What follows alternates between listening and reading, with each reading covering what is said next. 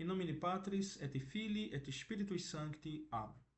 Ave Maria, gratia plena Dominus tecum, benedicta tui mulieribus, et benedictus fructus ventris tui, Iesus. Sancta Maria Mater Dei, ora pro nobis peccatoribus, nunc et in hora mortis nostri. Amém. Hoje nós vamos tratar sobre um tema que foi um grande debate na Idade Média e ainda hoje algumas correntes teológicas defendem. É sobre a encarnação. Se o homem não tivesse caído, Jesus teria vindo, teria se encarnado. Hoje vamos focar no pensamento de Duns Scotus, franciscano, beato, onde ele defende que sim, se o homem não tivesse pecado, mesmo assim, Jesus viria. Teria acontecido a encarnação. Tá? Não vou entrar no pensamento de Santo Tomás agora, tá bom? Mas vamos focar exclusivamente neste vídeo em Duns Scotus.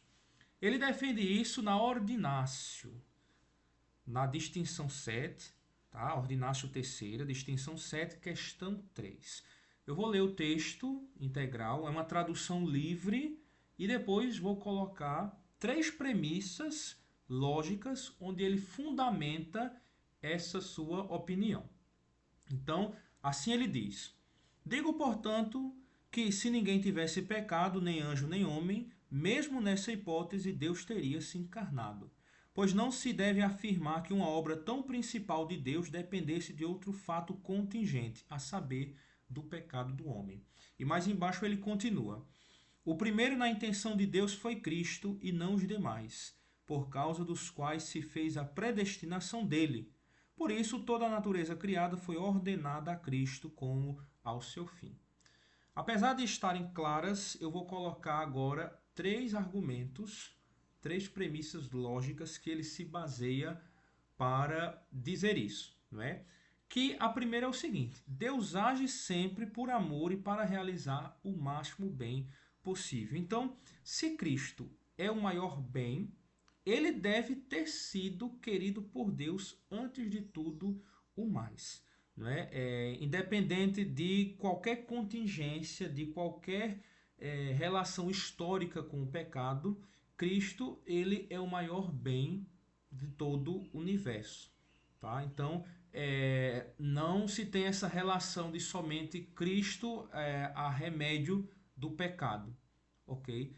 É a primeira coisa que ele coloca.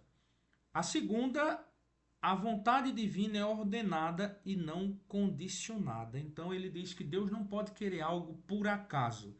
Por exemplo, o homem pecou, isso estava fora dos planos de Deus, e agora o que é que Deus vai fazer para resolver? Ah, ele tem a ideia e manda o Cristo.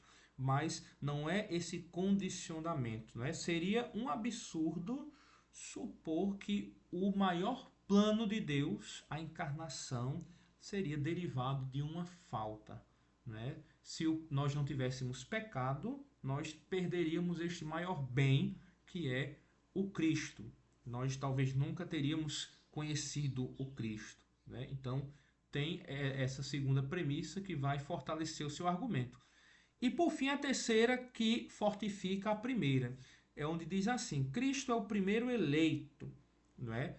Aí Dom Scotus ele se baseia em Efésios, capítulo 1, dos versículos 3 a 10, e Colossenses, também capítulo 1, dos versículos 15 a 20.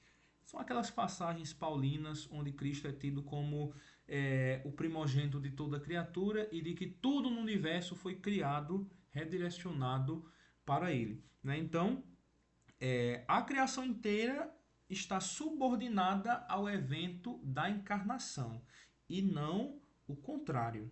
Então, ele coloca que Cristo é o maior bem e todo o universo foi criado pensando nele. São argumentos fortes que depois Santo Tomás ele também tem o seu pensamento. Não é? Para Santo Tomás a encarnação foi um remédio, né? Uma causa medicinal. Então, se nós não tivéssemos pecados, para Santo Tomás, Jesus não teria o que fazer aqui neste mundo, ele não teria se encarnado. Tá? Mas Dom Scotus ele defende que, mesmo assim, ele viria. Talvez nem que seja para mostrar ao homem a perfeição. né? Ou para Deus conviver com os homens. Então aqui eu não quero entrar nessa questão do que ele viria fazer, né? Mas dizer somente que ele viria, mesmo assim, né? Dom Scotus coloca isso muito claro. Né? A encarnação é algo que é por amor, né? E o pecado apenas muda o modo da missão, não a sua razão de ser. Isso é uma reflexão. Estamos chegando já perto do Natal para ficarmos mais entendidos de todos esses debates que aconteceram e foram importantes para o desenvolvimento teológico da igreja. E você, o que é que acha? Está do lado de Santo Tomás, a escola dominicana, ou de Dom Scotus com a escola franciscana? Também deixa aí o seu comentário que eu irei ler, tá bom? E assim nós podemos fomentar uma discussão sadia a respeito disso, ok? Deus abençoe você, que o Espírito Santo ilumine a sua mente, inflame a sua vontade para que você possa cada vez mais se dedicar com amor às divinas Escrituras.